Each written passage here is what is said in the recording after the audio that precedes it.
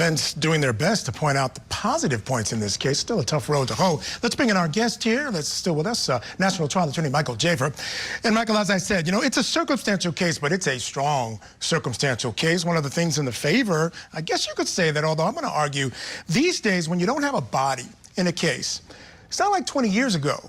Today, it's, you know, here basically all it took was the prosecutor saying, he hasn't used his phone since the time he's disappeared. He hasn't been on social media since the time he disappeared. He's a guy that liked to connect with family and friends, has not connected with family and friends in the myriad ways we can connect with family and friends these days.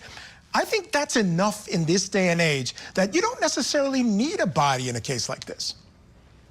I love the way you just framed it. I'm going to use this going forward when I discuss the lack of a body in cases in the future, because you crystallized it perfectly. And here's essentially how you framed it.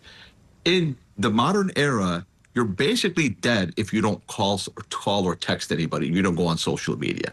You can track from a digital trail whether or not a person is still alive by looking at their use of their phone.